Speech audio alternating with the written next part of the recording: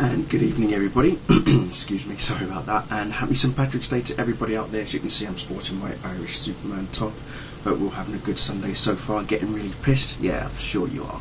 Now obviously with it being St Patrick's Day, today is Sunday the 17th of March, okay? Now, let's just get straight to it.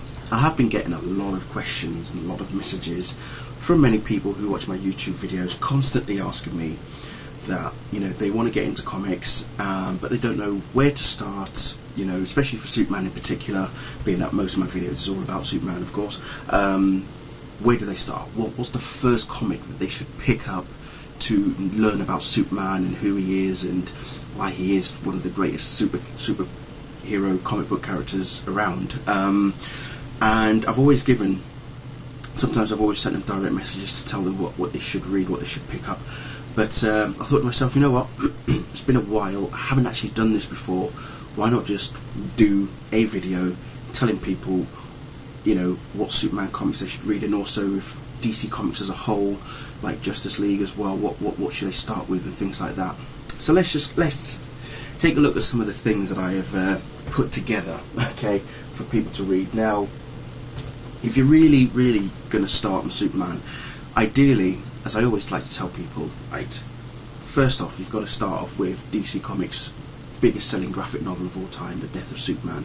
Okay, this was back in, what, 92, 93, and boy did it make some serious headlines back then. So, yeah, The Death of Superman is definitely one up there that I say, get it, read it, learn it. You've got to.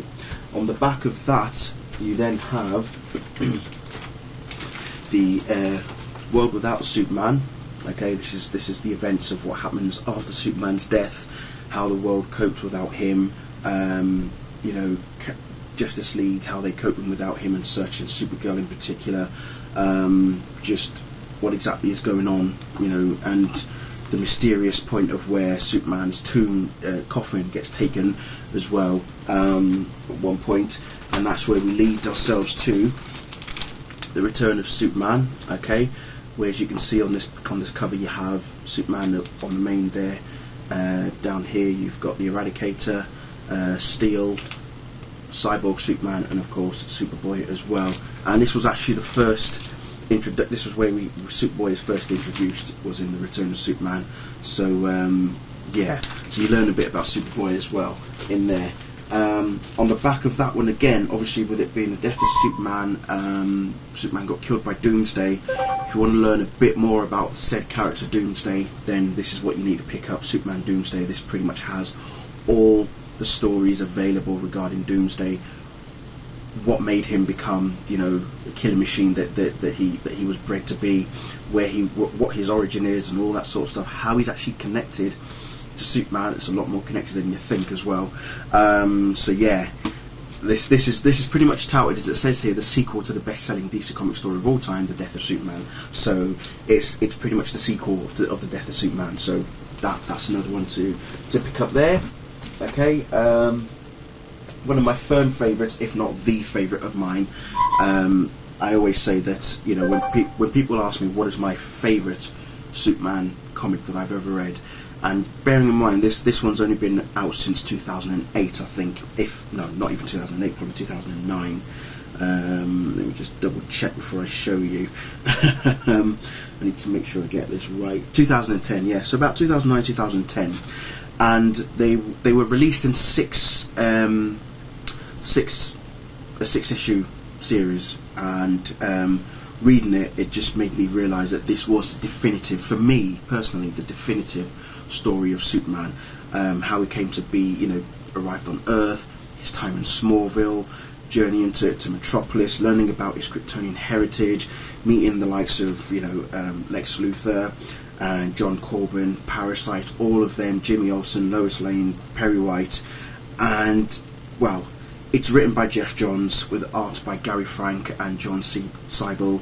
It's none other than Superman's Secret Origin. So again, there's another one that you need to pick up. This one I'd recommend this above all other Superman comic books for you to read, because, like I say, it's not just the fact that it's such an awesome story, but it's also the fact that Gary Frank's art, he draws Superman with the likeness of Christopher Reeve. and you can just see it just on that front cover there. And I'll show you another particular piece of artwork where you can just about see how he makes, you know, Clark Kent, Superman, look, you know, remind you of that of Christopher Reeve. Let's have a look. Where can I find a perfect picture? There is one here somewhere. Yeah, here we go. I think this one says it all. As you can see there with Lois as he's caught her. And that's the other thing about this story, is that it borrows elements from the old Superman movies and other bits of Superman mythology, like Smallville as well, especially when he was younger. It does really borrow from all those elements as well, so it's really, really, as I say, very, very definitive. So there you go, all 6 issues in there. I hope they do an absolute version of this. Really, really hoping that they do an absolute version of this, because damn, I would definitely get it.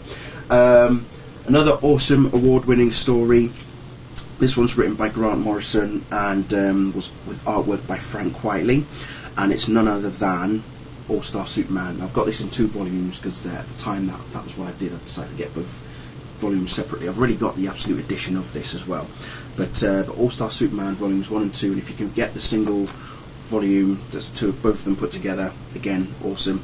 But yes, a very, very definitive alternative take on Superman.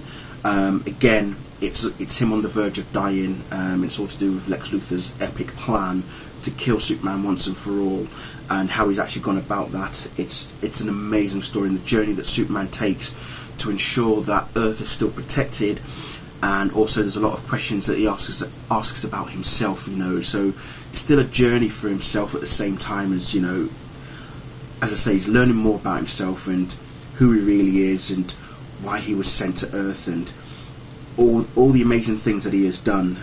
So yeah, it's a very, very awesome story, so definitely read it. And if you've seen the animated movie as well, or if you've not seen it, I suggest you see the animated movie, because it's worth it.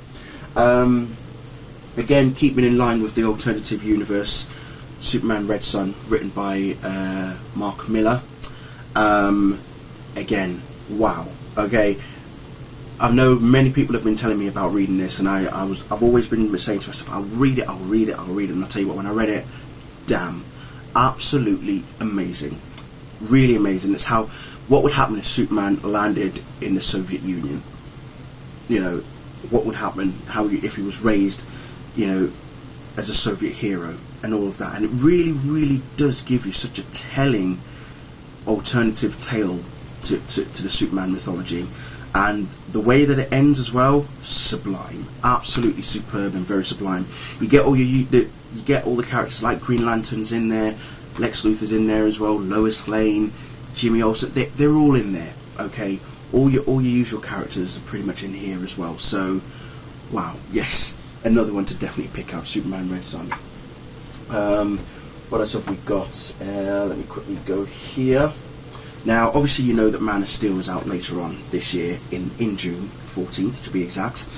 And one of the comic books that it's going to be loosely based on is Superman Birthright. It's written by Mark Waid. Now, when I first heard that Man of Steel was being made, some people were referencing Birthright as being the source material to inspire the movie. So I decided to read it, and when I read it, I was like, you know what, this could work. But as we know from superhero movies altogether, they don't always focus on one particular story. They grab a whole bunch of materials, put them all together, mix it up a bit, twist this, twist that, and you get something quite ordinary, original in some sense, but expected in others, and yet very unexpected in everywhere else. So with Birthright, again, it's another origin story as such, but it's a very it's more realistic in some sense. You know, Mark Waid really decided to ground Superman and ground Clark Kent to make him more of a realistic character. And again, when you read it, you fully understand, you know, how Clark's journey to becoming Superman, you know, how it was for him, and the journey, the trials that he faced. And you know, he's just a young journalist traveling in Africa, learning the ways of the world and things like that. It really is such an amazing story. So again, Birthright, get that one if you can. Now, one of the things that I love about Superman is that they collaborate him with Batman, and we know that Superman and Batman are the big two, obviously with Wonder Woman part of the Trinity. She's obviously the big three, but Superman and Batman, when they come together, something epic always occurs between the pair of them.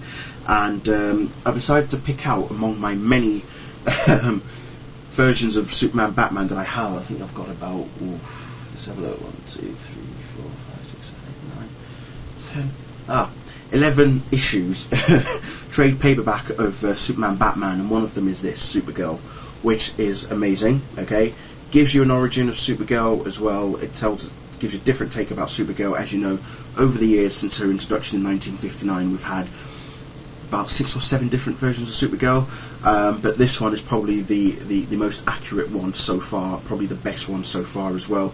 And on the back of this, they did an animated movie titled Superman Batman Apocalypse, again borrowing from this. Darkseid is in this as well. They changed the fight scene in the movie to what's in the comic book to have Supergirl and Darkseid have an epic face-off, which was brilliant, by the way. But again, you've also got Big Barda. They travel to Apocalypse. You've got the female Furies, Granny Goodness. They travel to Paradise Island, so you get Wonder Woman in there. It's really just such an amazing story. And again, any of the Superman Batman trade paperbacks that you read, you will always find something awesome out of them. Supergirl is one of my favourites, along with The Search for Kryptonite and Public Enemies as well. And Public Enemies has also been done as an animated movie as well. So again, get as many of these as you can. Okay, all of the Superman Batman so far that has been released, it's brilliant. They are going to be bringing them back out again, Superman Batman, from June, I think. So it'd be interesting to see how that one goes. I'm not too keen on the whole having to restart the whole, them from when they first met kind of thing, but we'll see. We'll see how it pans out anyway. Again, more Superman. We've got Superman Last Son here. Again, another brilliant story. Superman Last Son, Jeff Johns, Richard Donner, and Adam Kubert. Now, what I love about this story is that because it's Jeff Johns and Richard Donner, Jeff Johns was actually an assistant of Richard Donner's back in the day. When Donner was obviously, after he'd done Superman the movie and 80% of Superman 2 before they decided to give Richard Lester the reins, Donner hired Jeff Johns as his assistant later on. And well, let's just say Jeff Johns has always been inspired by superheroes, and Superman was his main love to begin with. And obviously we've seen what he's done with the Flash, Green Lantern, and most recently with Aquaman as well in particular. But Last Son, it's all about Zod and Ursa's son, known as Drew Zod, otherwise known as Christopher Kent. He's adopted by Superman and Lois, and they take care of him, and it's just everything about it. Such a compelling story. Superman gets sent to the Phantom Zone where he meets Mon-El as well. He's trying to save Mon-El at the same time, allowing him to want to come back into Earth one day to hopefully protect the city and such. You've got Bizarro, you've got Parasite, Luthor. Superman decides to get help from Luthor because he needs to get rid of Zod, Ursa, and Non. He can't do it himself.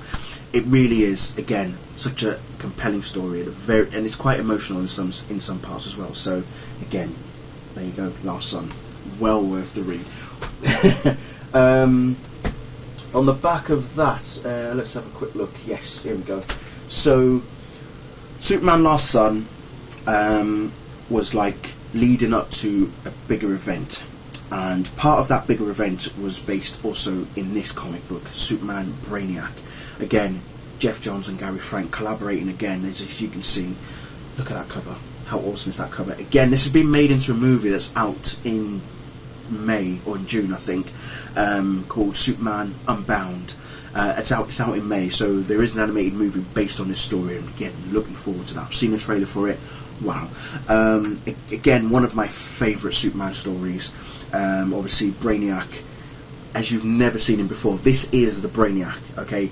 Not in the form of you know, a cyborg or an android or another alien or another life form. This is the Brainiac. He faces off against Brainiac himself, and it's an awesome story. And what happens after this, it leads on to the whole World of New Krypton storyline, which was huge back in like 2008, 2009.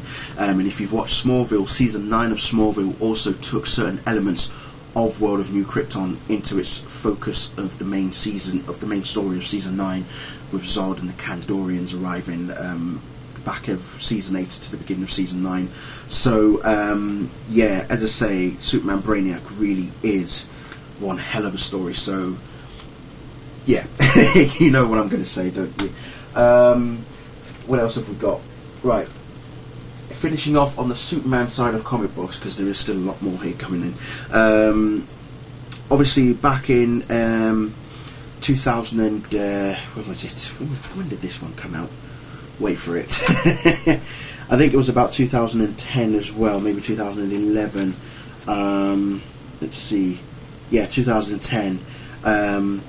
J. Michael Straczynski and Shane Davis announced that they were doing a new take on Superman, and at first when I heard about it, I wasn't too keen, to be honest. It was like they were going to give Superman or Clark Kent an emo look about him. We all know how that works for superheroes, Spider-Man 3. But I've read it and didn't mind the first volume. At first I thought it was a bit this, that and the other, but I've read it again and I thought, yes, I've actually liked it. The second volume, however, was a whole different level of awesomeness, and it's none other than Earth 1 volumes 1 and 2. Okay, as you can see there, and as you can see from volume 2, they still kept the red underpants. Okay, so Earth 1 has not changed the old DC universe as such. Okay, this is totally something different. As you may have guessed, that all the comic books that I've been telling you about so far are all from the old DC universe. Obviously, we know that DC universe has been relaunched as of 2011. Sorry. So if you want to pick up all the Action Comics, all the Superman from that, from the beginning of the new relaunch, by all means go for it. And I have done reviews of the first 12 issues of Action Comics, Superman, Superboy, Supergirl, so have a look for all those videos on my channel and let me know what you think of them. But yeah, Superman Earth 1 volumes 1 and 2, very, very definitive. Again, different take, whole new level of awesome. But as I say, volume 2 for me really, really gave it a new angle, and especially with the introduction of this hot redhead by the name of Lisa, I believe it was. Sorry, I just got yeah. Sorry, but you've got to see this hotness, right? It's too good. I have to show you before it all goes to pot. Hang on a second. Oh, I'm losing it. Here we go. Yeah, here we go. There she is, fellas. You see that? Nice, huh? Very nice. But yeah, so Superman's Earth 1 volumes 1 and 2. Again, get them. Okay. Right. Sorry about this video taking a while for me to go through, but there's still a few more. Okay. So as I say, Justice as well. Justice League comic books I do read quite a lot, but there's only one definitive Justice League book that I've actually read that I've really, really fully enjoyed. There are tons of others. Identity Crisis is one of them. Tower of Babel. You've also got the world's greatest superheroes. There's Kingdom Come. Kingdom Come is definitely another one I'd highly recommend. An alternate universe, I think it's Earth 22. It takes place on. Brilliant, absolutely brilliant. Again, that's done by Mark Waid with artwork by Alex Ross. Absolutely fantastic. So get a hold of that if you can. That's definitely another one at the top of the list to read. Kingdom Come, you won't regret it. But this one here, this is Justice. Okay, written by Jim Kruger with artwork by Doug Braithwaite and Alex Ross. It's actually signed by Doug Braithwaite, by the way. I've actually got them signed. Look, there you go. You can see the signature in there. Anyway, this, I remember reading the first volume, this one right here, way back in 2007, I think, or maybe even 2006. And when I read it, I was absolutely overwhelmed, not just by the storyline, but by the artwork. And I was like, oh my god, I need to find out if there's more. And I found out that there was more, because they had released the individual issues. It was a 12 issue series of just for a whole year kind of thing. So it was a 12-issue series, okay. And each hardcover, as you can see, there's Justice Volume 1, Justice Volume 2, and Justice Volume 3. Each cover contains all 12 issues, so it's 4, 8, 12, as you can see. And it's such an awesome story, okay. Brainiac is the main player behind it. It's got all the superheroes and all the villains you can possibly imagine put into one story. It is just immense, absolutely immense. So again, there's some serious emotions going on in this story. It's absolutely fantastic. So get a hold of that if you can, okay.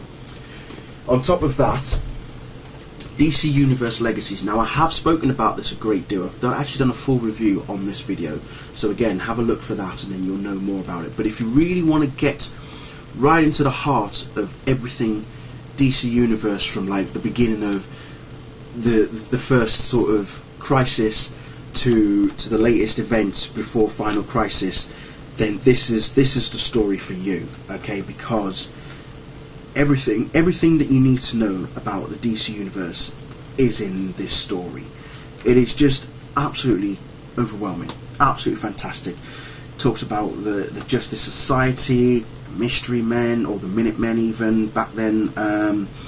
Yeah, the Mystery Men even. Alan Scott, Jay Garrick, Al Pratt, the Spectre, Dr. Fate, Black Canary. It's just, oh my god, it's history in this in an awesome form, basically. So seriously, get it, okay? It even gives you the backstory of Superman's death, Batman getting his back broken by Bane as well. It's all in there, okay? Which then brings me to some of the most interesting stories that have taken place over the DC Comics universe since the Silver Age began.